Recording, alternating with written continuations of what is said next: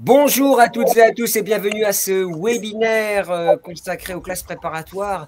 Les classes préparatoires, le titre exact, préserver et ouvrir ce vivier stratégique pour les grandes écoles. Et oui, au moment, ce débat, ce petit échange, cet échange, au moment où les classes préparatoires traversent une période compliquée entre affirmation d'un modèle d'excellence et l'injonction de réinventer un modèle à la lueur des évolutions de la société, des mentalités, voire des réglementations, tout bouge, tout change, et pourquoi pas les classes prépa, surtout qu'elles sont sollicitées de toutes parts pour évoluer, pour changer, pour s'ouvrir peut-être, et puis pour faire évoluer son propre modèle. On en a débattu déjà plusieurs fois, mais on ne cessera de débattre sur ce sujet tant que pourra améliorer, changer et faire évoluer les choses. Pour discuter de tout cela, nos invités, évidemment, Alice Guillon, la présidente de la CDEFM, de la jeune CDEFM, la conférence des écoles françaises de management, qui est aussi directrice générale de Schema Business School. Bonjour Alice Guillon. Bonjour Gilbert. Alain Joyeux, fidèle parmi les fidèles, toujours présent aussi, le patron de la PHEC, qui a un regard très affûté et très éclairé évidemment sur le monde des prépas, puisqu'il représente le principal syndicat, je peux dire comme ça Alain ? Association des professionnels des classes préparatoires. Évidemment, il contribue à tous les groupes de travail. On l'écoute, et peut-être pas assez, hein, parfois. Il nous le dira tout à l'heure. Bonjour Alain Joyeux. Bonjour. Vincent Cornu, le proviseur du lycée Descartes à Antony, mais également président de la PLCPGE, qui est aussi partenaire de cette série de webinaires. Bonjour Vincent Cornu, proviseur en première ligne, hein, si je puis dire, quand il s'agit évidemment d'éducation et de la réforme dont on parlera aussi des classes prépa. Bonjour à tous. Bonjour à tous. Boris Valbaum, qu'on a convié, qui va peut-être nous apporter un regard de côté, j'espère, je compte sur lui, qui a un passé digne des diplômés des grandes écoles dans les cabinets et parfois dans la fonction publique, mais qui a aussi une action associative aujourd'hui avec l'article 1 qui œuvre pour la diversité, l'inclusion de toutes les populations de la société, évidemment sur le marché du travail, mais pas que, j'imagine. Il nous le dira. Également, il s'est lancé dans les écoles de commerce lui-même, avec Forward College, un Bac +3, il nous dira quelques mots, même si ce n'est pas à proprement parler destiné aux prépas, eh bien, ça veut dire qu'il a une appétence pour les filières de gestion et la formation un peu plus que la moyenne. Et bonjour Boris. Bonjour Gilbert. Bon, vous êtes passé par une grande école, en fait, vous ? Plusieurs. Bon, bah voilà. J'ai retenu dans votre bio l'ESSEC, c'est ce que je me suis trompé. Oui, l'ESSEC et l'ENA, oui. Bon, bah voilà, ça fait quand même un sacré parcours. Et Romain Wismara, parce que quand on a préparé ce webinaire avec Alain Joyeux, Alice et ses équipes, on se disait, au fond, on parle, mais peut-être ça serait bien de donner la parole aux étudiants et à celles et ceux qui font l'actualité ou la vie, en tout cas, des classes prépa, bah, c'est-à-dire les étudiants eux-mêmes. Alors, Romain est étudiant à BSB, il est en alternance à la Poste, au siège social. J'ai découvert qu'il était ici, les Moulineaux. Donc, il est là. Bonjour, Romain. Bonjour. Et Romain, il est à BSB, hein, c'est ça, Romain. Vous êtes à BSB, donc en troisième année, j'imagine, si vous êtes en alternance. En Master 2, oui, en dernière année. Quelle spécialité plutôt ?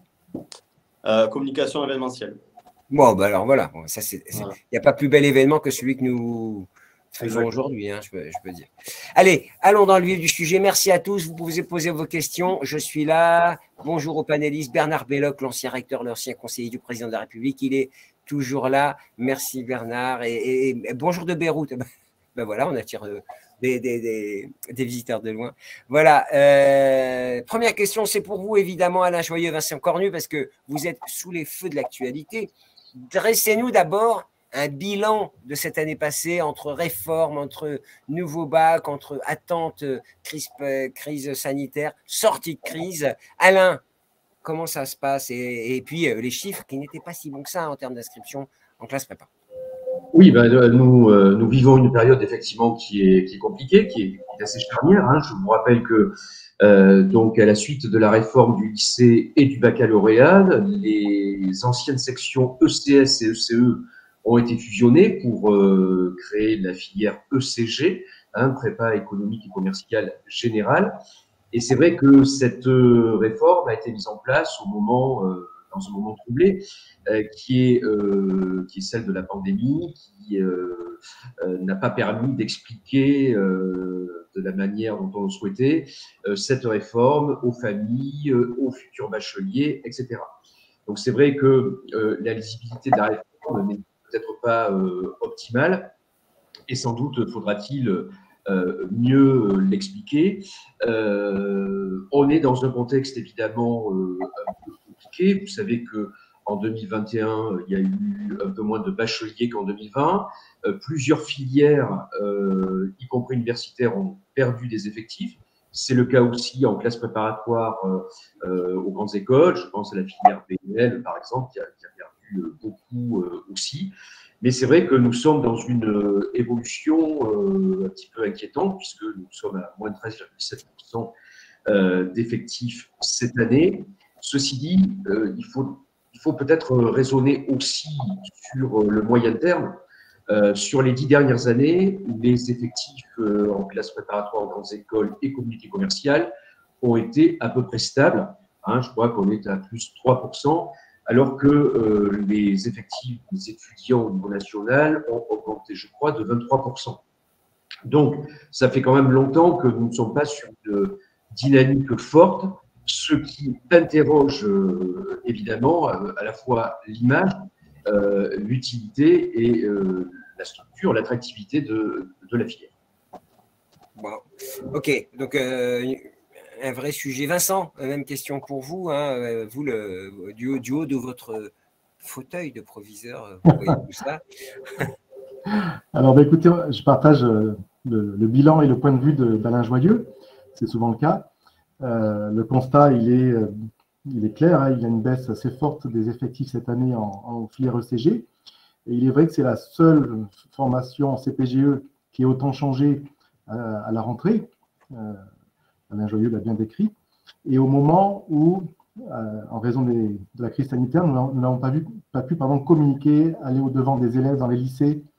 Voilà, il y a eu vraiment un défaut de communication du fait des circonstances qui a beaucoup pénalisé notre recrutement, alors qu'il y a beaucoup de représentation sur les filières qui passent par les grandes écoles de commerce et que le travail qui est fait d'habitude dans les lycées est très efficace et indispensable. Donc je crois qu'il faut quand même laisser du temps à ce format de la filière ECG, même si on peut espérer quelques évolutions. En tout cas, on a un format auquel il faut laisser un peu de temps. On a un vivier qui existe dans les lycées. La réforme a amené un changement profond, vous le savez, en supprimant les anciennes filières et avec l'apparition des spécialités. Il y a un très grand travail à faire dans les lycées pour qu'on comprenne ce qu'est un parcours en prépa, ce qu'est une école de commerce, car beaucoup d'élèves sont mal informés, parfois leurs professeurs aussi, et il nous faut du temps pour aller à leur rencontre. Il y a quand même un bilan à faire aussi qui est plus réjouissant, c'est que c'est vrai qu'il y a une baisse d'effectifs, mais d'après tous les collègues proviseurs, on a quand même des étudiants, pour ceux qui sont là, extrêmement motivés, en réussite, et qui, pour la plupart, vont faire un très beau parcours. Il faut quand même le rappeler toujours, c'est important. Non, mais ce que vous dites, en fait, est tellement vrai, mais c'était vrai avant. Et la question qu'on se pose, c'est la résilience, en fait, c'est-à-dire cette incapacité à résister à un soubresaut, à une crise. Et au fond, on aurait pu dire, vu la qualité de l'insertion, vu la qualité de la formation, vu la promesse, les prépas auraient pu résister un peu mieux, car après tout, elles n'avaient que des qualités versus d'autres filières peut-être plus en difficulté. J'en profite pour signaler qu'on nous salue du Lesotho. C'est incroyable ce webinaire du Lesotho, petite enclave en Afrique du Sud, pour celles et ceux qui ne le savaient pas. Voilà. La résilience, un mot sur ce sujet-là. Vous n'êtes pas étonné quand même? Ne dites pas que vous n'étiez pas étonné quand même, quand vous avez eu les chiffres. Des difficultés de recrutement? Oui.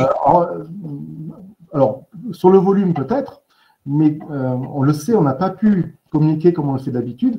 Moi, j'ai dirigé 2 établissements avec des prépas ECG, et à chaque fois, dans des établissements où on a un fort taux de boursiers, où l'on va beaucoup dans les lycées avec des publics moins favorisés socialement, et on l'a bien vu, on n'a pas pu le faire ces 2 dernières années, et ça nous a beaucoup pénalisé dans notre recrutement. On n'a pas eu ce vivier de jeunes issus de milieux dans lesquelles on connaît beaucoup moins les parcours en école de commerce, où on connaît encore moins c'est ce qu'est en fait une classe prépa. Et moi, je ne suis pas si étonné que ça qu'on ait eu des difficultés, puisque je connais bien ce sujet pour être allé sur le terrain avec mes professeurs, et j'ai vu beaucoup de fois des parents et des élèves comprendre ce qu'on proposait et se décider à aller vers ces voies-là. Et ça, on n'a pas pu le faire pendant 2 ans. En tout cas, vous apportez de l'eau au moulin de Boris, hein, qui, avec article 1, évidemment, fait de la promotion et de l'incitation à poursuivre, comment dirais-je, des études dans des filières sélectives et d'excellence comme les écoles de commerce. Je vous passerai la parole tout à l'heure, Boris. Alice, et pourtant, quand vous pilotez une grande école, vous vous accordez à dire que les élèves de prépa, c'est plutôt des Formule 1 quand on les forme et quand on les accompagne vers le diplôme final. Oui, c'est exactement le terme. Non, ce sont des profils qui sont assez exceptionnels, on le sait. Ils cumulent un ensemble de connaissances, de compétences et de talents qui sont assez rares, notamment quand on les compare sur la scène internationale avec des étudiants à peu près du même niveau. Donc, on a effectivement affaire à des profils qui sont absolument, enfin, j'allais dire hors normes, mais effectivement qui ont des atouts considérables. Après, pour revenir sur ce qui a été dit avant, on est dans une période particulière, on le sait. Effectivement, on sort, en tout cas, j'espère qu'on en sortira de 2 années de crise. Et je crois que ce que disait Vincent est très vrai. On a probablement un déficit de communication très important en amont dans la filière. Et je crois que c'est un des points qui permettrait de réguler ou en tout cas de maintenir un nombre important d'étudiants en classe préparatoire. Mais alors, ça, on en reparlera. C'est un problème de com, uniquement. Pas uniquement. Non. Il y a un problème d'évolution. Je ne veux pas vous conseiller, Alice, hein, mais bon, il y a peut-être un peu des… pas qu'un problème de com, mais ce qu'on vit particulièrement en ce moment, et nous, on l'a vu à la CDFM et on a travaillé avec Alain et la PHEC sur le sujet, c'est qu'effectivement, on n'arrive pas à couvrir le territoire avec une information suffisamment claire et pertinente pour pouvoir effectivement donner toutes les informations possibles sur la filière classe préparatoire grande école. Et comme on l'a dit avec Alain, nous, on veut vraiment communiquer sur le lien indéfectible entre la classe prépa et les grandes écoles. On parle plutôt de bac+5 plutôt que de 2+3. Et ça, si on n'arrive pas à le communiquer correctement, forcément, ça peut créer de la confusion. Donc c'est important aussi de pouvoir communiquer. Et à ce moment-là, on n'a pas su communiquer assez efficacement. Après, qu'il y ait une évolution du modèle, ça c'est clair. Collectivement, on doit le prendre, mais enfin, on le verra peut-être un peu plus tard. Mais… Et vous savez pourquoi, Alice, Alain, Vincent, c'est que si vous ne le faites pas, d'autres le feront à votre place et pas toujours dans la bonne direction. Romain, alors c'est l'étudiant de service, hein, si je puis dire. Est-ce que d'abord la prépa reste l'alpha et l'oméga quand on fait une grande école de commerce, ou finalement ce phénomène, vous le sentiez venir parce qu'après tout vos camarades, ils viennent de licence, ils viennent d'autres parcours? Effectivement, moi j'ai fait une classe prépa. Je fais classe prépa ECE, donc j'ai décidé ça en terminale. Il y a eu plusieurs actions de promotion et je me suis dit, bon, la classe prépa, c'était une bonne voie à prendre et j'avais 2 très bons retours dessus. Quand on fait les 2 ans de classe prépa, on est un peu dans notre bulle et on ne se rend pas compte, on va dire, de ce qu'il y a à côté. Et effectivement, quand on arrive en école, il y en a plein d'étudiants qui nous disent oh, mais pourquoi tu t'es forcé à faire une classe prépa alors qu'on se retrouve dans la même école et qu'on va finir diplômés ensemble. Ça, c'est vrai. C'est souvent le retour que font les étudiants. Mais là, j'ai vu récemment dans un article des EcoStart qu'on a co-signé où il y avait une étude qui était renseignée, je crois que c'est 92% qui disent que la prépa apporte quelque chose en plus au niveau intellectuel. Ceux qui l'ont fait, en tout cas, disent ça, et 80% disent qu'ils le referaient s'ils en avaient l'occasion. Donc, je pense que ceux qui font prépa, comme on dit, ils comprennent très bien vraiment tout l'aspect que, par exemple, qu'Alice a dit, c'est-à-dire toutes les connaissances que ça nous apporte, la culture générale, aussi la méthodologie de travail sont très importantes. Ça, on s'en rencontre en école, la méthodologie de travail de prépa qui vraiment nous aide. Mais ça ne suffit pas, Romain. Vous le voyez bien. Parce que bien sûr, j'y arrive. Vous avez changé d'écran déjà, hein, c'est mieux, parce que tout à l'heure, il était sur son téléphone. Là, je crois que vous avez changé d'écran. Voilà, ouais. Je me suis adapté. Et justement, il faut s'adapter à ce nouveau contexte. Et les collègues l'ont rappelé qu'il y a le contexte, bien sûr, de la crise Covid qui fait qu'on n'a pas pu communiquer. Mais même avant, je reviens à même avant, moi, quand on est venu communiquer de la prépa, et je vois mes camarades aussi, on nous communique la prépa en lycée. On nous dit, on nous vend en fait comme comme une voie d'excellence, et c'est une voie d'excellence. Et il y en a qui le comprennent, mais après, le problème, c'est qu'il y a des salons, il y a beaucoup de choses aussi qui se passent en ligne. Et là, on découvre qu'il y a plein d'autres moyens d'intégrer une école de commerce, par exemple. Et en fait, on se dit, il y a un peu le sentiment on m'a pas tout dit sur les moyens pour intégrer une école de commerce. Et des fois, c'est peut-être plus tape à l'œil au niveau des autres filières. Et donc, il y a peut-être cette perdition aussi qui se fait à ce niveau-là. Et juste pour terminer, je trouve aussi que on ne vend pas assez aussi quand on fait la différence entre les bachelors, par exemple, en école de commerce, et la classe prépa, on ne parle pas assez du financement. Moi, je sais que je n'avais pas le moyen de financer un bachelor grâce à la classe prépa, et dont certaines sont publiques. Ça permet quand même aussi d'avoir 2 ans où on respire financièrement avant d'attaquer une école de commerce.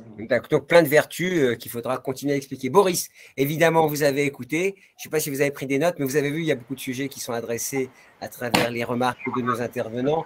D'abord, cette période a pénalisé les gens qui étaient loin de la classe prépa. Donc, ça résonne chez vous, j'imagine, avec l'association que vous pilotez. Et vous, votre regard, justement, quel est-il sur ces prépas qui sont considérées comme excellentes et pourtant qui traversent une période de questionnement? Oui, merci Gilbert. Bon, d'abord, effectivement, Article 1 a beaucoup travaillé depuis une quinzaine d'années à essayer de faire venir de très bons élèves et issus de milieux modestes vers les prépas. Et c'était notre credo, un petit peu en contrepoint de ce que faisait Sciences Po avec le dispositif CEP. On l'a fait, et aujourd'hui, on le fait au travers de notre programme Inspire sur l'orientation, où on touche quand même 35% des jeunes issus de milieux défavorisés. C'est-à-dire que au moment de leur orientation dans le supérieur, aujourd'hui, 35% des jeunes qui sont prioritaires, que nous aussi nous comme prioritaires, passent par notre site Inspire, où on va leur proposer justement les prépas quand leur profil correspond. Et en général, une fois sur deux, c'est des pistes qu'ils ne connaissent pas ou n'envisagent pas. Donc ça, c'est un premier élément. Aussi, on a beaucoup travaillé avec BNP Paribas qui a mis en place un crédit sans garant, parce que l'une des questions évidemment qu'on se pose, et c'est ce qui a été dit à l'instant, une des questions qu'on se pose quand on se lance dans une prépa commerciale, mais est-ce que j'aurai les moyens de payer quand on voit des frais de scolarité qui sont très élevés? Parce que vous savez que les systèmes d'aide existent, mais ils sont opaques, ils sont très différents d'une école à l'autre, et donc ce prêt permet d'avoir une solution de financement bancaire, bien sûr, emprunt, c'est pas donné, mais qui au moins garantit un accès. Nous, on a eu beaucoup d'étudiants qui se retrouvaient dans une situation extrêmement compliquée après avoir franchi toutes les haies et donc après avoir démontré un grand mérite. Donc nous, on considère que les prépas, c'est quand même un très bon dispositif pour favoriser l'égalité des chances parce qu'il y a un très bon niveau d'encadrement, notamment quand on compare par rapport aux universités, mais même d'ailleurs aux bachelors des grandes écoles. L'autre chose, c'est que on est sur cette baisse d'affection pour les prépas. On sait bien quels sont les phénomènes. C'est les classes très privilégiées qui regardent vers l'étranger, donc qui sont en recherche d'autres choses. On a les grandes écoles qui, effectivement, eux-mêmes ont ouvert la voie à d'autres voies d'accès et ont élargi, ont permis l'accès à leurs marques prestigieuses dès le pré-bac. Donc, les écoles sont à cet égard dans une situation quand même très ambiguë. Et en ayant fondé Forward College, je me situe aussi dans cette situation. Et je pense qu'il faut effectivement à la fois bien valoriser ce qui est le propre de la prépa. Et moi, j'avoue que je commence peut-être à avoir des discours de vieux cons, mais je regrette fortement la prépa en 1 an. Je pense que la prépa en 1 an avait le mérite d'être une vraie épreuve, où effectivement on est sous pression, on doit donner le meilleur de soi-même, on a un temps limité. Mais en même temps, si ça se passait mal, si on n'avait pas de chance, on refaisait une année, donc c'était 1, voire 2 ans pour la majorité des étudiants. C'était quand même un investissement important, mais qui avait une vraie valeur en termes de formation, pour développer cette résilience. Mais là, on ne parle pas d'une résilience institutionnelle des prépas, mais d'une résilience individuelle, mais qui en même temps n'est pas 2 à 3 ans, ce qui est un sacrifice qui, à mon avis, que les jeunes sont de moins en moins prêts à faire aujourd'hui. Donc, je pense qu'il y a un vrai C'est sujet intéressant ce que sur. vous dites, c'est que à l'époque, il y avait eu un combat pour faire un bac plus 5, en fait. Hein. C'était ça l'idée. Hein. C'était aussi d'avoir de coller au LMD. Et j'étais jeune journaliste. C'est vrai que moi aussi, je dois faire vieux con, hein, parce qu'il y a tellement longtemps que ça a changé que j'avais même oublié, hein, Lisa, on avait oublié que c'était en un an, les coller. Alors, une question que je vous soumets également. Alors, j'ai bien compris, hein, tout le monde déplore cette situation. Et pourtant, c'est un peu, comment dirais-je, une situation contradictoire et paradoxale où on a un système qui marche très bien, et qui marche bien à minima, mais qui marche plutôt très bien. On parlait d'insertion, hein, si on s'intéresse que au bout de la filière, mais qui marche bien aussi dans la filière, puisque les écoles de commerce envoient à peu près tout le monde à l'étranger, dans des conditions quand même satisfaisantes. Alice Guillon disait qu'elle revenait du Brésil où il y a un campus, mais voilà, toutes les écoles, on voit les étudiants un peu partout dans le monde. Alors, la réforme, Alain et Vincent, est-ce qu'elle a fait évoluer? Est-ce qu'elle doit évoluer? Il y a même une consoeur à vous, Violaine Aubert, qui nous pose une question sur les maths. On en parlera parce qu'évidemment, ce n'est pas anodin avec ce qui se passe aujourd'hui. Alors, la réforme, elle doit évoluer, Alain, et comment? Parce qu'on a supprimé les maths, vous vous souvenez, au bac quasiment, enfin, on a supprimé les maths optionnelles. Après, ça a été un casse-tête pour toutes les prépas pour savoir comment on allait faire un concours avec quelque chose qui est optionnel ou pas. Enfin, bref.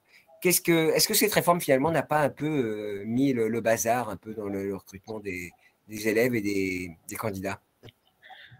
Encore une fois, bon, il y a un déficit d'explication de cette réforme, mais je crois que on a. Vous l'aviez dit, Alain, hein, que le fait que ce soit optionnel, ça posait un sujet pour la gestion. On l'a toujours dit à la PHEC. Je reviendrai sur les mathématiques dans 30 secondes, mais je crois qu'il faut se rendre compte, et moi je plaide coupable, hein, on s'en est peut-être pas assez saisi, c'est que la réforme du lycée a changé radicalement les stratégies d'orientation des élèves dans l'enseignement supérieur. Romain Bismara disait tout à l'heure qu'il avait décidé en terminale d'aller en prépa. Là, je crois que ça, c'est fini, puisque avec le nouveau bac, les élèves font des choix déterminants de spécialité dès la fin de la seconde. Et on voit bien dans les salons, dans les journées portes ouvertes, que certaines familles, finalement, pensent déjà, parce que c'est la logique de la réforme, on peut le regretter ou l'approuver, la question n'est pas là, mais disons qu'une orientation en prépa ou ailleurs se prépare désormais dès la fin de la seconde et en classe de première. Et c'est vrai que si on ne fait pas un effort pour aller toucher à la fois les professeurs dès la seconde, les élèves dès la seconde première, je crois qu'on rate quelque chose. Avant, il faut bien voir que, bon, on était un élève moyen bon, on allait en terminale S sans se poser la question de l'orientation. On se disait qu'on pouvait à peu près tout faire, et donc en début de terminale, on commençait à se poser la question où est-ce que je vais aller, etc. Ça, c'est en train de s'effacer, et les chiffres que l'on a depuis peu sur les orientations, les candidatures sur Parcoursup en fonction des spécialités choisies en première et en terminale sont très révélatrices de ce que je suis en train de dire. Et ça doit nous interroger en termes de communication, en termes de promotion de cette filière un peu premium, hein, qui est la filière. Ensuite, sur la question des mathématiques. Juste pour faire un petit résumé sur ce que vous venez de dire, il y a une double injonction de communiquer, vous l'avez dit, et de communiquer encore plus tôt. C'est ça, en fait. Et c'est ça, peut-être, un des problèmes clés de. Voilà. Et puis sans doute communiquer différemment. Je crois que, nous, à la PHEC, on réfléchit beaucoup à ça aujourd'hui. C'est vrai que nous, et Alice le sait bien, Vincent aussi, nous avons les arguments. Mais pluridisciplinarité, oui, pour un élève de seconde ou de première, ça ne veut pas dire grand-chose. Les écoles mettent en avant leur PGE, programme grande école. Je peux vous dire que pour un élève de lycée moyen, ça ne peut strictement rien dire. C'est-à-dire que, voilà, on va en grande école, que ce soit en bachelor ou par la prépa ou par des AST, c'est toujours un programme grande école. Donc, il y a quand même un gros travail de communication, notamment vers les familles non initiées, dès la classe de seconde. Ensuite, sur les mathématiques, puisque la question est posée par nous, à la PHEC, on considère que justement, la force des prépas, c'est la pluridisciplinarité. Et je ne rencontre pas de dirigeants d'école me dire que finalement, à l'heure des data, à l'heure des clouds, à l'heure du développement de la finance, des crypto-monnaies, que les maths deviendraient totalement inutiles, etc. Je crois que les maths font partie de la pluridisciplinarité et se passer des mathématiques serait, à mon avis, C'est une prof de maths qui pose la question, hein, vous avez remarqué? Oui, tout à fait. Mais de toute façon, il y a un rétropédalage du président. Il y a un rétropédalage du ministre Blanquer, hein, qui consiste à remettre des maths dans le tronc commun. Et pour la simple et bonne raison que, je reprends le propos de Nicolas Bouzou, vous savez, l'économiste qui proposait de faire des maths une grande cause nationale. Évidemment, quand on parle data algorithme, si on n'a pas un peu d'appétence pour les maths, sans être un expert et sans maîtriser les dérivés secondes et doubles et triples et je ne sais pas, eh bien, on a besoin d'une culture, d'un fond de source mathématique. Vincent, même question pour vous. Alors, je ne sais plus quelle était la question d'ailleurs, mais enfin, vous voyez. Oui, pour répondre à votre question initiale qui est intéressante, là, quand vous parlez du grand bazar finalement qu'a pu apporter à première vue la réforme, en particulier pour le recrutement en CPG-ECG, il faut quand même se dire qu'il était impératif de sortir de ce schéma des 3 séries anciennes. Et l'apport des spécialités dans l'unité générale, même si peut-être il faudra revoir le format dans certains domaines, reste une avancée pour les jeunes.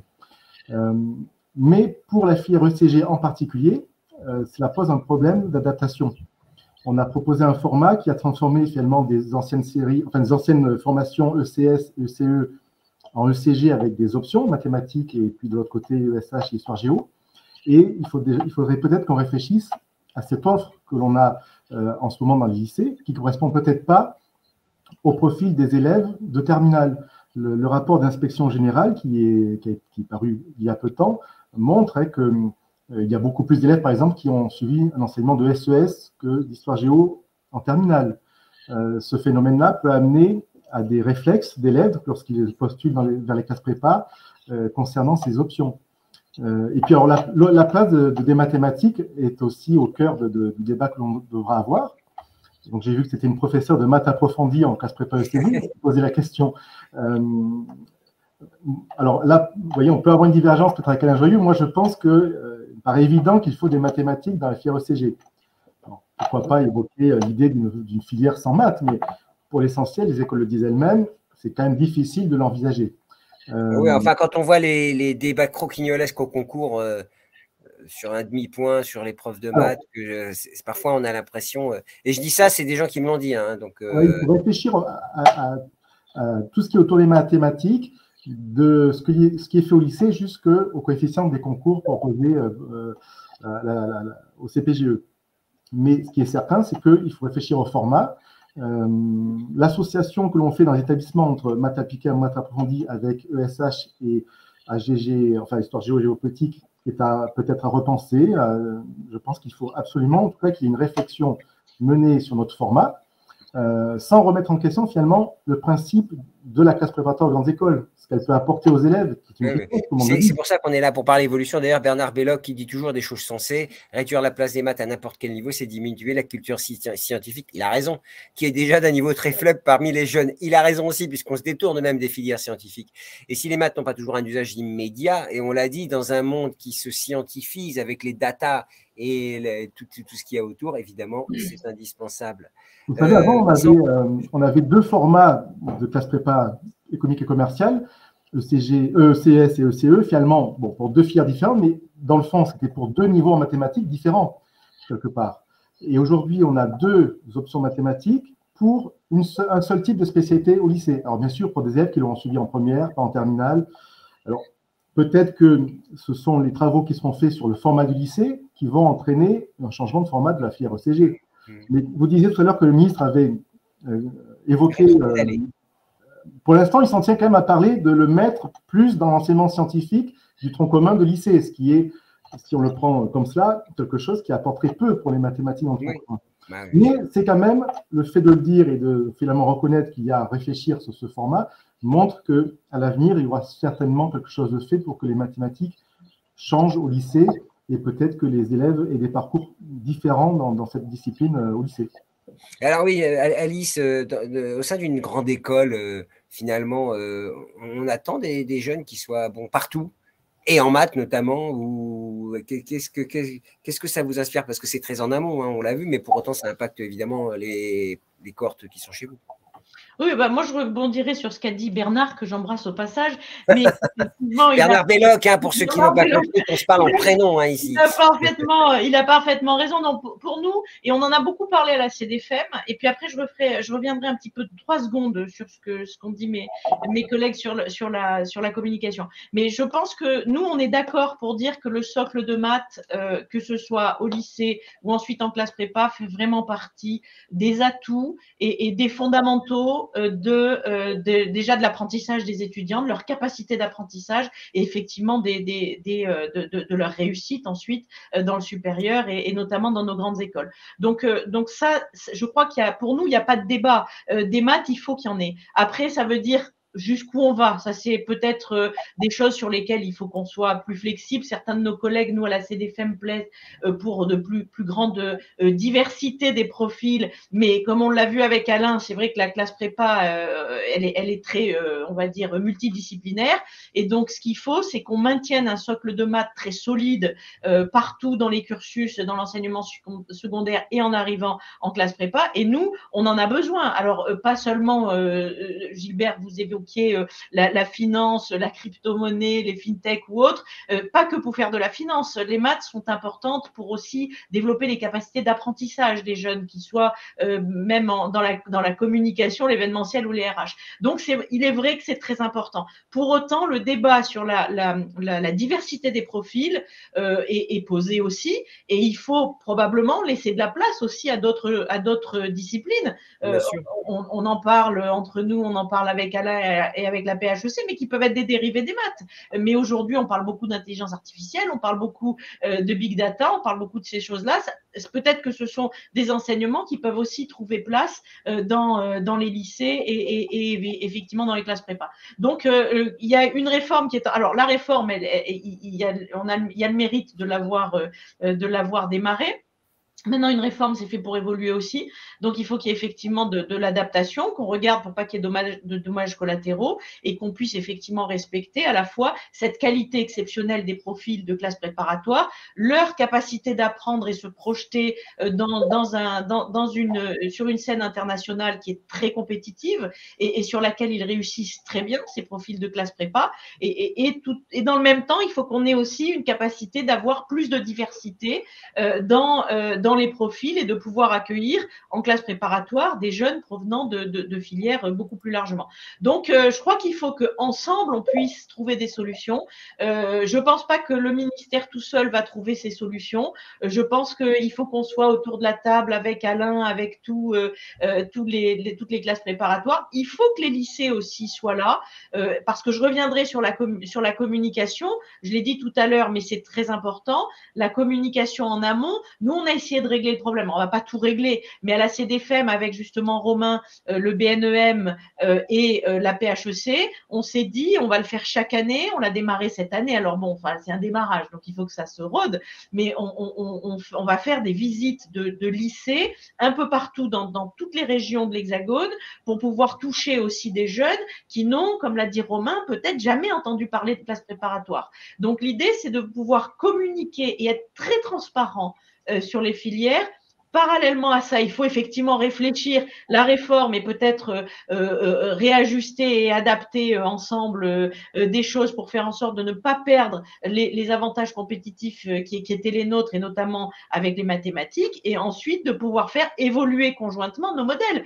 On est aujourd'hui dans une grande phase de transition. L'enseignement supérieur est en train de bouger. Soit il est frappé d'inertie dans certaines parties du monde parce que très peu innovant. Nous, on a la chance d'être assez réactifs et d'être assez mobile, on va dire. Donc, si on se met ensemble autour de la table, on peut aussi faire évoluer notre modèle qui reste très compétitif. Donc, moi, je serais plutôt très positif en disant qu'il faut on fait un constat, on en parle et on fait en sorte de faire évoluer le modèle. De toute façon, Alice Guillon, vous êtes patronne de Schema, qui est une école qui va bien, qui recrute de toute façon massivement, et les prépas ne représentent plus le recrutement, le socle et la pierre angulaire.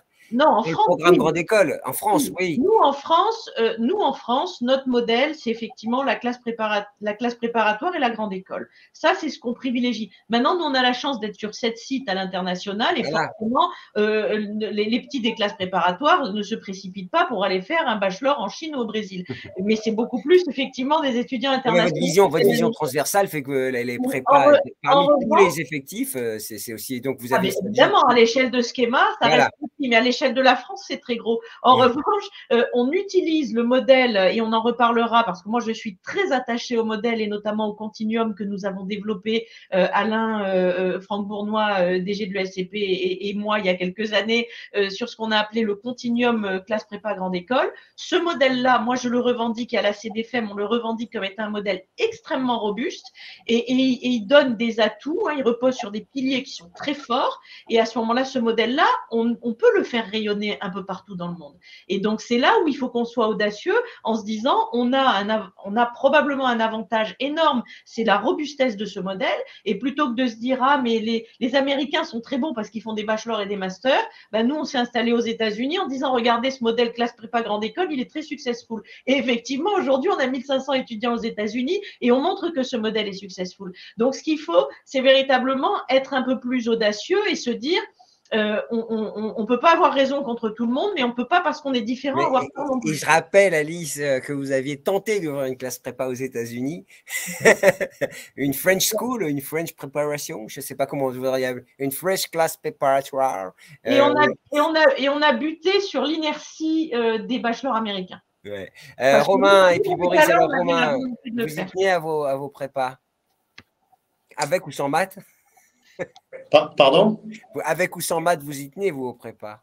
Bah, écoutez, moi, les maths, c'est pas du tout mon truc. Et je peux vous dire que si j'avais fait mes années lycée là avec la réforme, je serais jamais là en prépa parce que j'aurais pas du tout choisi les maths en option là.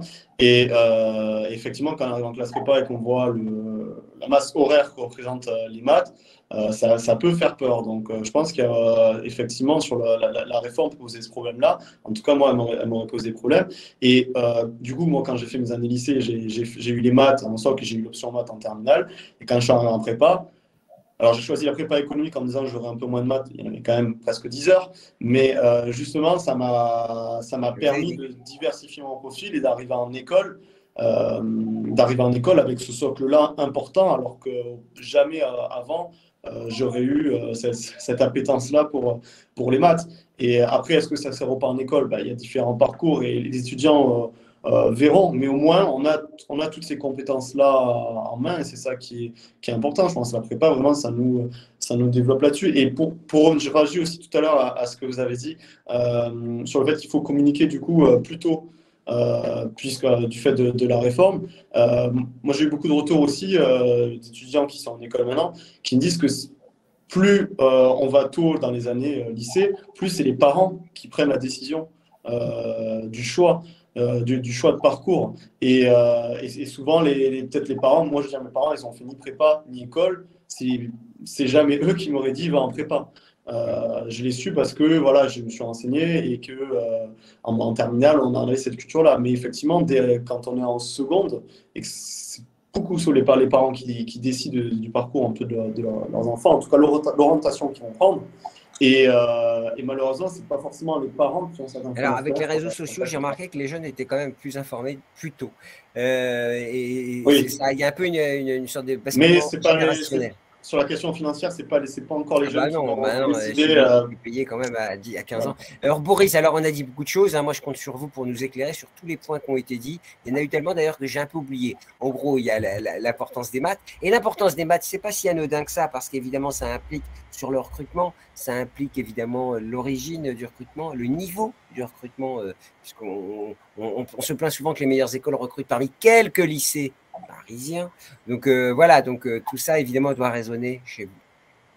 Oui, alors d'abord il faut savoir que les maths sont aussi discriminants socialement que les autres matières. Donc ça, c'est PISA qui nous montre. Donc malheureusement, les maths, on peut pas complètement, et d'ailleurs quand on voit l'évolution du nombre de boursiers à l'école polytechnique, il semble bien que notre problème soit plus profond que la question d'une éviction des mathématiques qui générerait plus d'inégalités sociales malheureusement. Moi, je suis assez d'accord avec ce qu'a dit Alice Guillon. Il n'y a pas que les maths comme apprentissage de la rigueur, il n'y a pas que les sciences dures comme apprentissage de la rigueur. Nous, on a un double diplôme avec la LSI, enfin plusieurs, un double diplôme avec la LSI.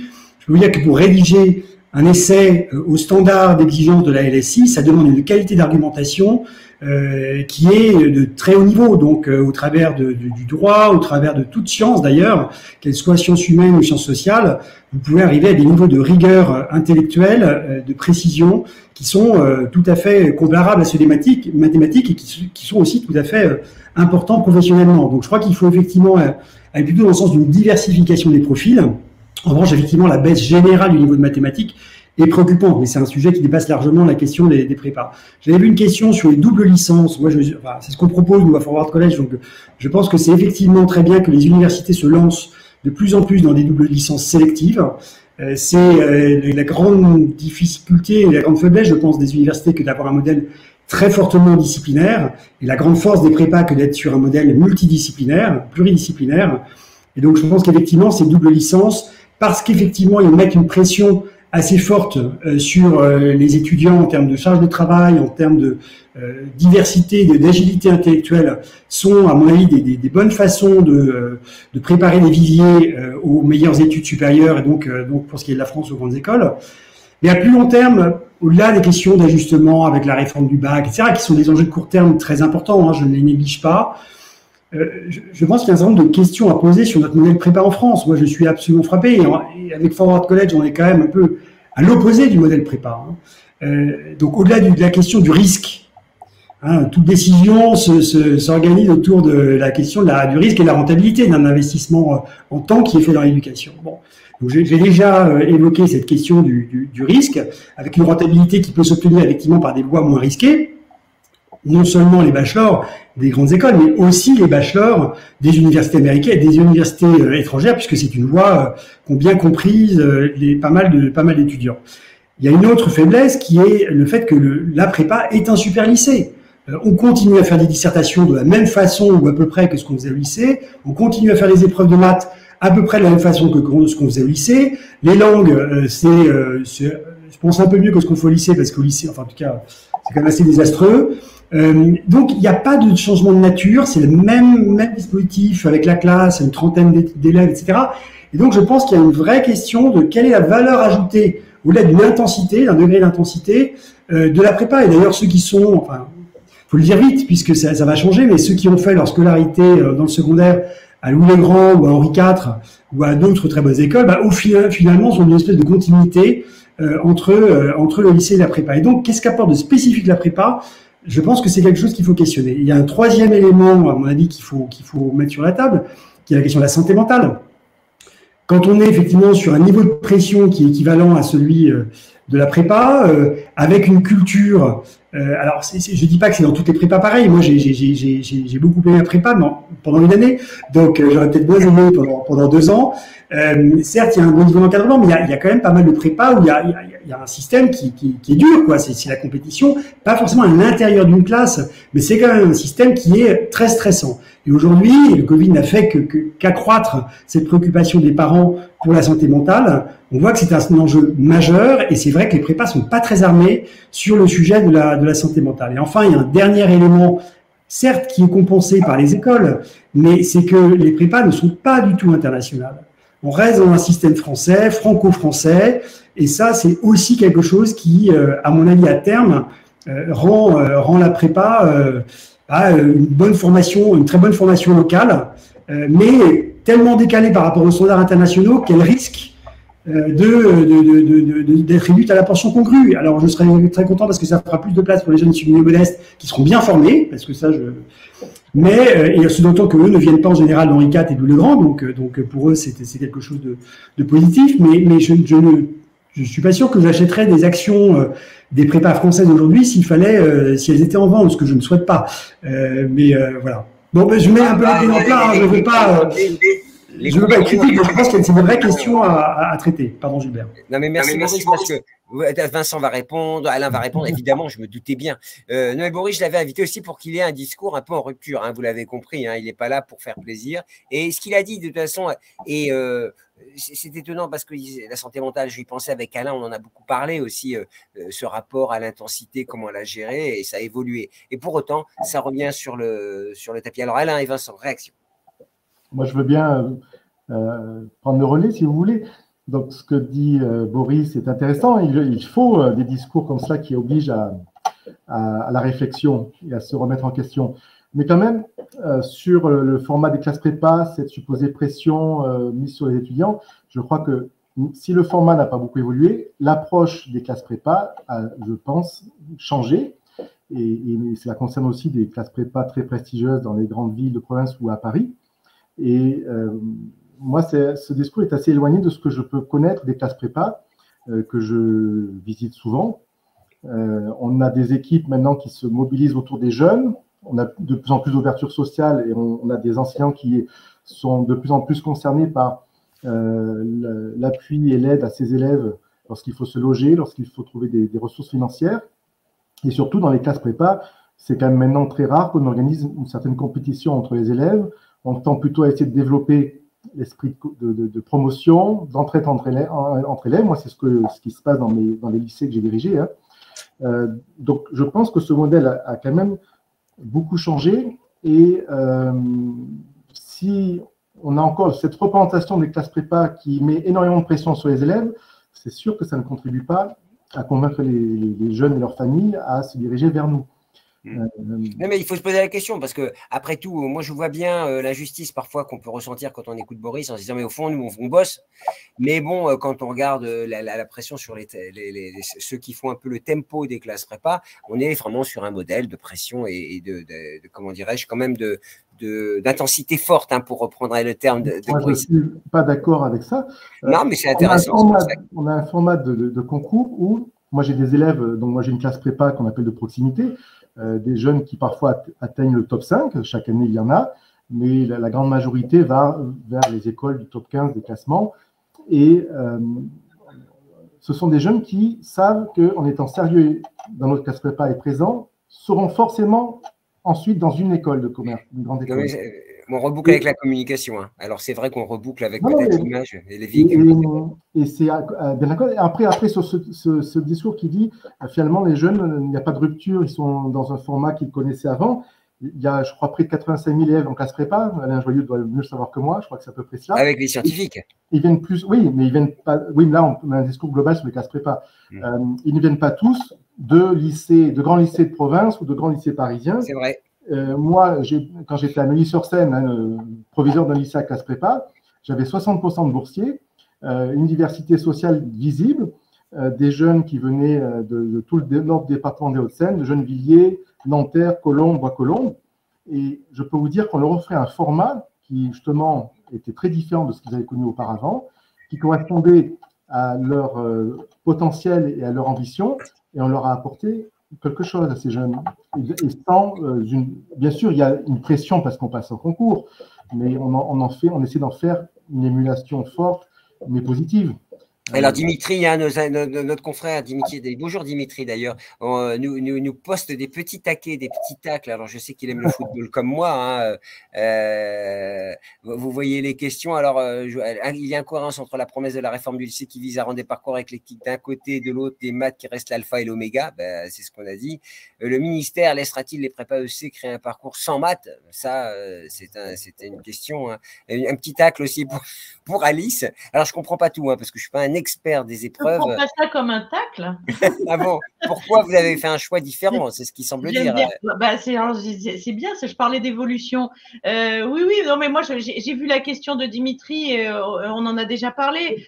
Moi, je crois qu'il y a deux réponses à la question de Dimitri. Pour nous, en tout cas pour Schema, il y a pourquoi faudrait-il y avoir une double peine? C'est-à-dire qu'à partir du moment où il y a beaucoup d'heures de maths déjà dans les cursus, est-ce que c'est parce qu'il y a beaucoup d'heures de maths qu'on est obligé obligé de mettre des coefficients qui sont super hauts, alors qu'on a des programmes où on veut justement avoir et donner une chance à tout le monde, avoir une diversité des profils et le faire coller. Nous, c'est une question de cohérence, et le faire coller à la diversité des parcours dans le programme grande école. Donc à partir de là, voilà, nous, notre réponse a été de dire, il y a déjà, enfin le travail est déjà très bien fait en classe prépa. C'est pas pendant le concours qu'on va rajouter des doubles peines pour pouvoir encore plus trier. Donc, après tout, vous avez confiance dans les prépas. Hein. Après tout, elles font très bien. Alors après tout, c'est pas la peine. Il y en a une qui a confiance dans les prépas, c'est moi. Donc c'est pour ça que je pense que il y a pas, voilà, chacun doit faire comme il le sent. Et on n'est pas dans une course où plus on va mettre des coefficients hauts et meilleur on sera. C'est pas comme ça qu'il faut qu'on le voit. Et c'est là où il faut qu'on fasse évoluer les mentalités. Alain, vous n'avez pas réagi à ce qu'a dit Boris tout à l'heure. Vous êtes stoïque, hein, mais je sais que ça bouillonne en vous. Voilà, mais sur plusieurs choses. Bon, d'abord, Boris a on a perdu Alain. parlé des dissertations. Je crois que ça fait longtemps qu'on n'a plus de dissertation au lycée, malheureusement. Même en philosophie, ça n'a plus rien à voir avec les dissertations qui se faisaient il y a une dizaine d'années. Et en histoire, etc., il n'y a plus du tout de dissertation au baccalauréat. Et j'invite à poser la question aux élèves de classe prépa pour leur demander s'ils ont l'impression de faire en prépa la même chose qu'ils faisaient au lycée ou s'ils sont simplement dans la continuité du lycée. Ça, je crois que ça a beaucoup, beaucoup changé, ne serait-ce que par les programmes et également par la transdisciplinarité qui fait que, par exemple, moi je suis professeur de géopolitique, on associe l'histoire, la géographie, la géopolitique, la géoéconomie. Mes collègues économistes associent avec la sociologie et l'histoire. Tout ça n'existe pas du tout au lycée. Je crois qu'il faut modérer l'idée d'une simple continuité du lycée. Deuxième élément sur la santé mentale. Alors, je vais simplement citer une école, mais j'en citerai pas d'autres, vous comprendrez pourquoi. Et Vincent l'a dit tout à l'heure. Si vous voulez être admissible à HEC, il faut 14 de moyenne. Mais vous avez de très bonnes écoles où vous êtes admissible et admis avec 6 de moyenne. Et je parle d'écoles qui sont dans le top 20. Ce qui veut dire que les élèves de prépa ont non seulement l'assurance d'avoir de grandes écoles, mais souvent, ils sont admis à plusieurs grandes écoles. Je n'ai pas les chiffres de l'année dernière, mais il y a 2 ans sur les ECS, chaque étudiant était admis en moyenne dans 5 écoles. Je veux dire admis. Donc, la prépa, c'est vraiment quelque chose de sans risque et la pression, en fait, c'est avant tout celle que se mettent les étudiants. Il est évident que celui qui et la famille. Absolument le top 3, il va se mettre une pression plus forte que celui qui accepte d'avoir la 10e ou 15e école de France. J'ajouterai sur la santé mentale. D'ailleurs, si j'ai bonne mémoire, Alain, il y a quelques années, il y avait un signal faible il y avait près de 500 élèves de prépa qui avaient refusé oui, tout à fait. Des écoles en espérant avoir mieux, en fait. Sinon, on allait à l'université. Sur la santé mentale, là aussi, je crois que les jeunes, enfin moi je suis professeur, hein, j'ai tous les jours des étudiants devant moi, les jeunes ont bien changé depuis 10-15 ans. Aujourd'hui, un jeune qui souffre, mais écoutez, il s'en va. C'est fini le temps où les jeunes souffraient en silence pendant 2 ans en prépa parce que c'était une sorte de rite obligé de passage. Il s'est totalement terminé. Un élève, un étudiant qui n'est pas bien en prépa, je peux vous garantir qu'il démissionne. Et il démissionne d'autant plus qu'aujourd'hui, pour aller facilement à l'université ou dans un point post-bac ou à l'étranger si ses parents ont de l'argent. Donc la pédagogie, le rapport entre les professeurs et les élèves a radicalement changé. Et alors, évidemment, mais Boris l'a dit, il est évident que le contexte d'une prépa de proximité n'est peut-être pas celui de certains grands de prépa parisiennes. Mais malgré tout, les professeurs, s'ils veulent garder leurs élèves, ils ont intérêt à pas les faire souffrir. Hein. On n'est plus du tout dans ce rapport-là. Ensuite, sur l'idée d'un système franco-français. Moi, je ne connais pas de pays qui n'ait pas son système de sélection des cadres ou des élites. Et je ne suis pas certain que le nôtre soit plus mauvais, plus local que d'autres. Moi, je crois que la prépa, ça ressemble un peu au Bachelor of Arts. Hein. C'est une sorte de propédeutique où on fait beaucoup de disciplines, on apprend des compétences, etc. Puis on se spécialise après, ici en grande école. Et en réalité, là, il y a un enjeu, Alice l'a bien dit, c'est le continuum. En fait, il faut comprendre la prépa comme les 2 premières années d'un continuum en 5 ans, et non pas comme quelque chose d'isolé, qui en plus n'est pas dans le +3, qui n'est pas diplômant, donc une sorte d'ovni. La prépa se justifie dans le continuum. Et je pense qu'il faut aller plus loin. Après, et pour terminer provisoirement, je crois que on parle d'évolution, etc. Je voudrais dire trois choses. D'abord, les prépas ont besoin de sécurité. Il est évident que si chaque fois qu'une classe prépa perd un peu d'effectifs, elle menace d'être fermée ou elle est fermée, vous remettez en cause le maillage territorial et surtout, vous fermez en général des prépas de proximité qui, justement, recrutent au maximum la diversité sociale. Parce que si on prépa ECG, nous avons 26% de boursiers en moyenne nationale. Je peux vous citer des prépas de Seine-Saint-Denis ou de la banlieue de Lyon où on est à plus de 60% de boursiers. Et ce sont ces prépas-là qui sont souvent fragilisés ou menacés de fermeture. Deuxième chose, le ministère nous martèle depuis 3 ans, évolution des prépas, oui, mais à coût constant. Ce qui fait que Alice parlait peut-être de proposer d'autres choses. Oui, mais à coût constant, c'est un peu compliqué. Et puis, dernier point, c'est que derrière les prépas, il y a des postes. Moi, je suis président d'une association de professeurs. Il y a des postes.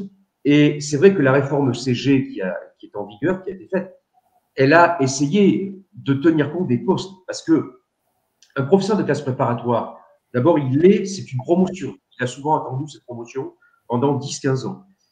Quand l'horaire de sa discipline baisse, quand son lycée ou sa classe ferme, que devient-il?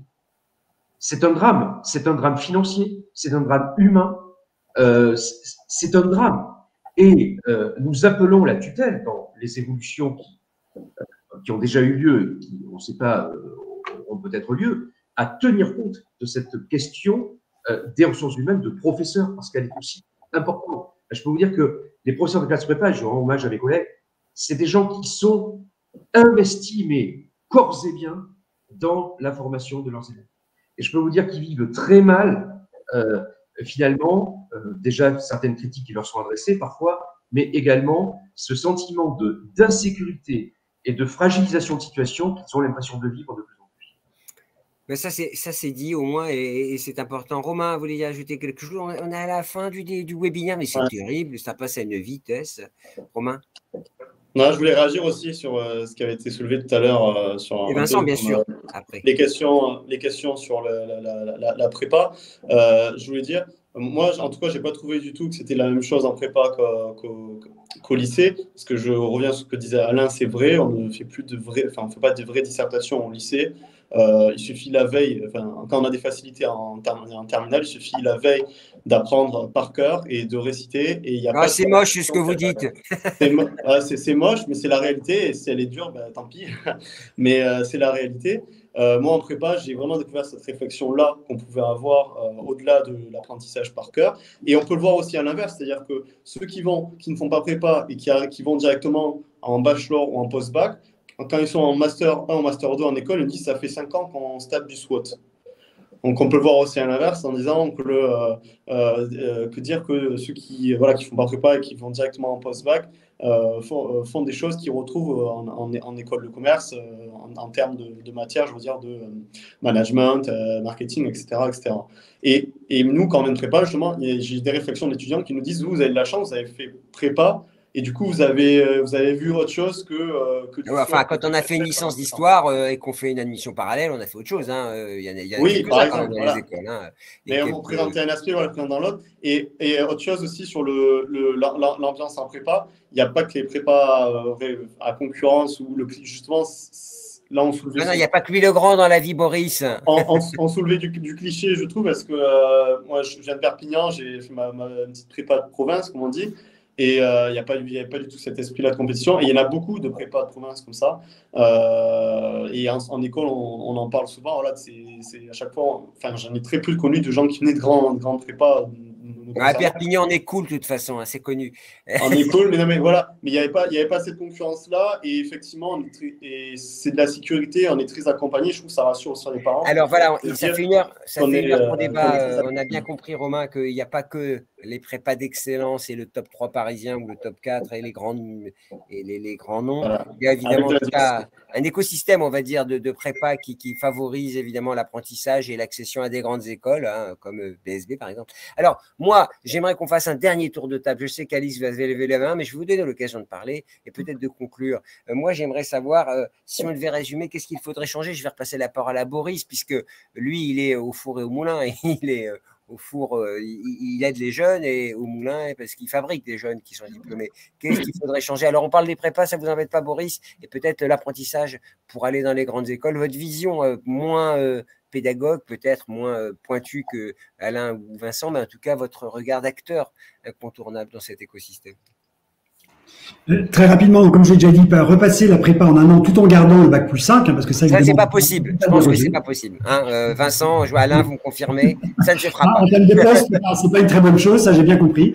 Le deuxième élément, je crois que c'est très important, et je sais que c'est un travail qu'on fait beaucoup avec les prépas, de travailler sur les SAS. Mais ça, c'est un travail à la fois pour les grandes écoles et pour les prépas, pour ceux qui sont issus de milieux modestes, puisqu'effectivement, la marche à franchir pour tout un tas d'élèves qui viennent de lycées, qui sont quand même des lycées compliqués, où ils n'ont pas pu forcément suivre une scolarité tout à fait normale du point de vue de prépa, y compris de prépa de proximité. Ça, je pense que c'est un enjeu majeur, et je sais que l'effort qui est fait par toutes ces prépas qu'on connaît par cœur, celle de Vincent comme d'autres, là, je crois qu'il y a un travail à faire, et je ne remets pas du tout en cause. Je pense que les prépas sont un très bon élément de l'ascenseur social. Et je pense qu'elles le seront de plus en plus, au fur et à mesure que ceux qui sont très privilégiés vont plutôt vers l'étranger. Voilà ce que je voulais dire. Donc, bien travailler les SAS avant d'entrer en prépa pour ceux qui sont issus milieu modeste. Donc, la communication, notamment aussi, ça peut faire partie de ces... Romain, un dernier mot. Je passerai la parole à Vincent, à Alain, et puis à Alice, évidemment, pour conclure. Dernier mot, juste, il faut, je pense qu'il y a de vraies actions de communication à faire, parce qu'effectivement, la prépa, plus de diversité sociale, mieux accompagner, mieux. Je pense que c'est vraiment ce souci-là de communication qui a été, comme on l'a dit, qui a été compliqué avec le contexte, et il faut aller chercher dès le début. Il faut se mettre au niveau de la concurrence, on va dire des actions de promotion qui sont faites sur toutes les autres possibilités pour entrer dans une école, et je pense que ça ira. Il faut juste présenter et leur dire. Répondre à la question de Sabine Boutonnet, je ne sais pas Sabine où est-ce qu'elle enseigne ou si qu'est-ce qu'elle fait, mais est-ce que quand vous avez été recruté, on appréciait votre profil prépa, ce qu'elle dit versus AST et tout ça? Encore en école?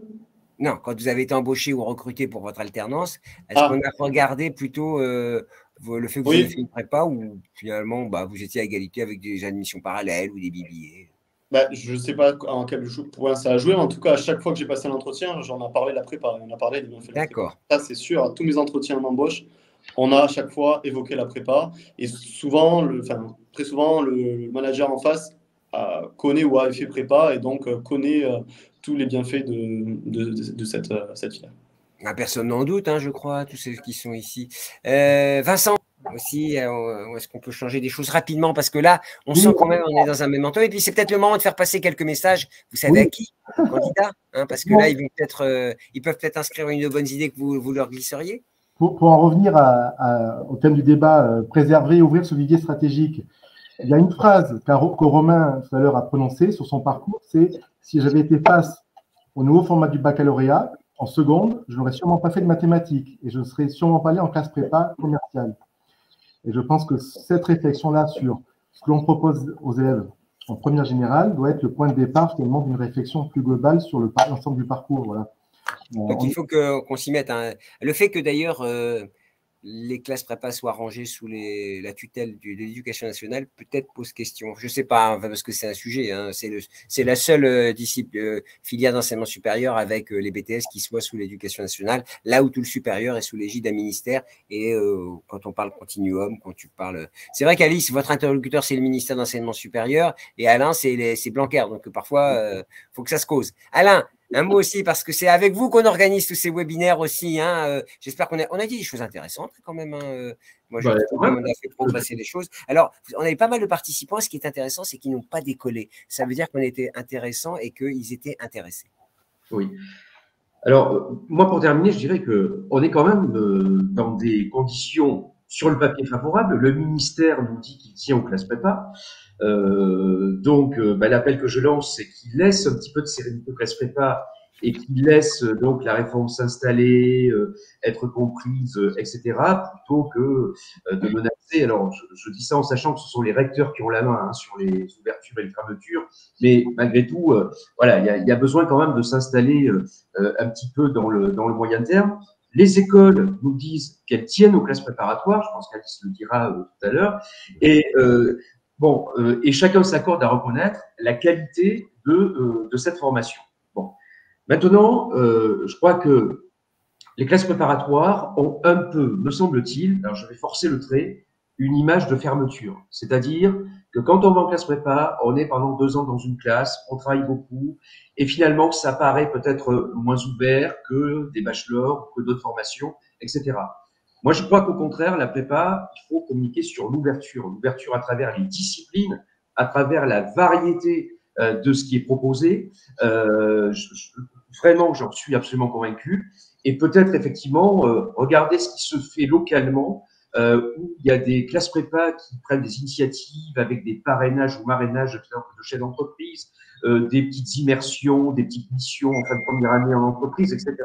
Bref, il y a beaucoup d'initiatives et il serait peut-être intéressant de les regarder pour justement renouveler un peu, sans remettre en cause l'excellence académique, l'image donc des classes préparatoires. Ceci dit, je pense que il faudra voir les chiffres de la rentrée 2022, mais quand on est à moins 13%, c'est pas qu'un problème de communication. Hein, c'est-à-dire qu'il faut, il faut aussi sortir le bleu de chauffe, comme on dit. Voilà, il faut aussi réfléchir, mais je crois qu'on a besoin quand même de définir, de redéfinir quelle est la valeur ajoutée des classes préparatoires. Et quand je dis on, c'est pas forcément les professeurs de classe prépa, parce qu'évidemment, ils prêchent pour leur chapelle, ils sont convaincus, mais ce sont les grandes écoles qui doivent le dire. Ce sont, et même derrière, une partie du monde professionnel. Il ne s'agit pas de dire la prépa, c'est mieux que les bachelors, c'est mieux que, etc. Qu'est-ce qui est différenciant, finalement? Qu'est-ce qui est différenciant? Et ça, je crois que on en reste à une communication qui n'est pas efficace. On parle de pluridisciplinarité. Ça ne veut rien dire pour les jeunes aujourd'hui. Je crois qu'il faut qu'on se mette autour d'une table avec les proviseurs, avec le ministère, avec les grandes écoles, pour redéfinir le message que l'on doit apporter à notre vivier potentiel et réfléchir à cette idée d'ouverture des classes préparatoires, parce que moi je suis convaincu qu'elles le sont, certains le sont plus que d'autres, mais elles le sont, mais finalement ce n'est pas du tout l'image qu'elles renvoient.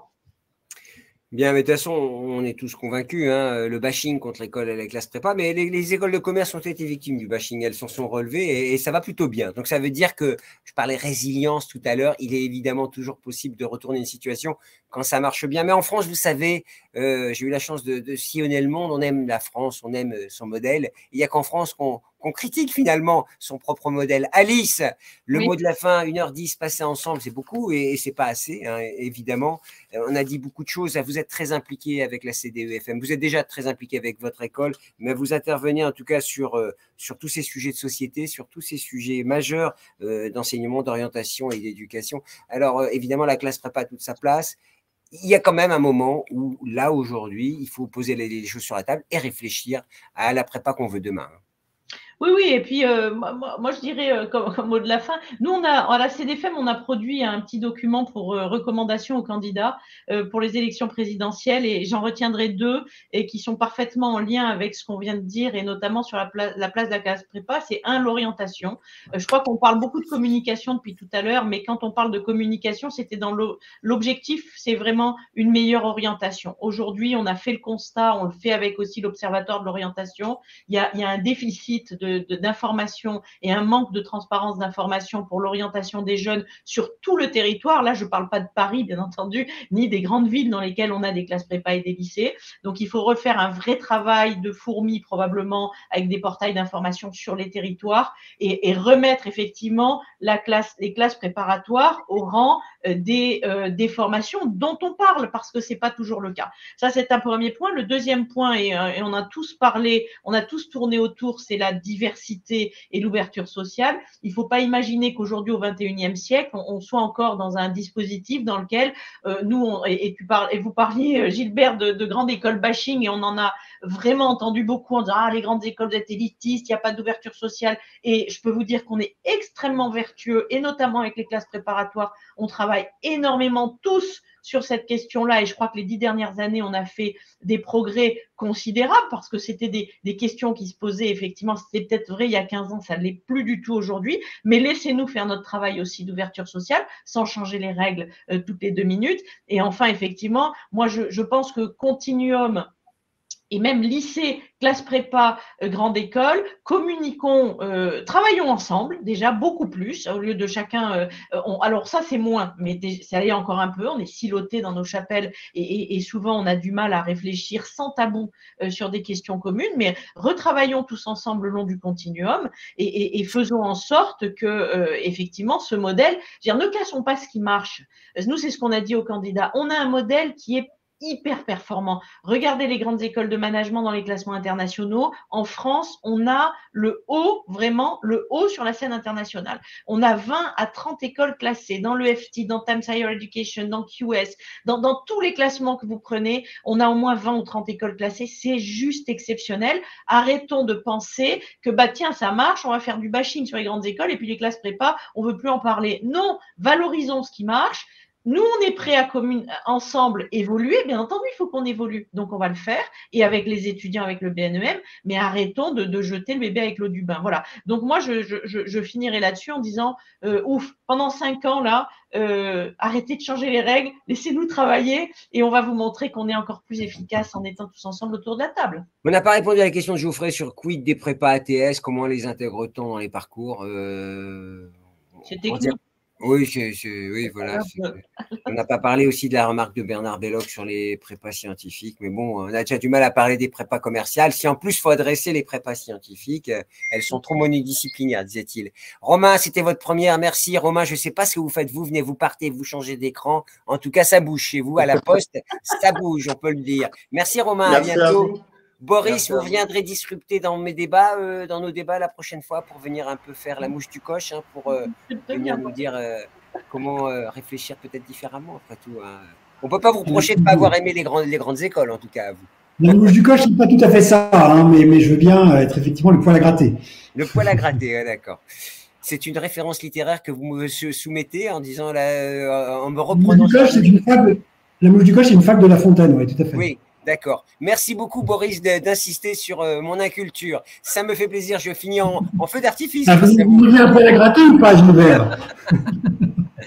Vincent Cornu, merci beaucoup. Merci également à l'association que vous représentez, hein, toujours fidèle. Et Alain Joyeux, fidèle parmi les fidèles également. Et merci à Lise Guillon de nous aider à préparer ces webinaires, cette série de webinaires. Il y en aura d'autres. Hein. J'espère un jour physique où on pourra se voir. Hein. On avait l'intention de le faire, Alice, mais bon, les conditions n'étaient pas vraiment réunies. Il fallait caler tout ça en amont et on a dit, bon, c'est encore un webinaire à distance et voilà, on le fait comme ça. Voilà, j'espère que c'était intéressant. Hein. Ce sera, pardon ? Les discothèques viennent de réouvrir. Donc oui, ben alors on fera ça en discothèque la prochaine fois. Vous avez raison. Romain, vous invitez vos copains et copines, pardon. Et qu'est-ce que je voulais dire? Une chose importante. Oui, ce sera en replay, bien entendu, ce webinaire sur YouTube. On vous donnera toutes les coordonnées. Merci beaucoup. À très bientôt et bonne fin de journée à tous. Merci Gilbert. Au revoir. Au revoir. Merci. Au revoir.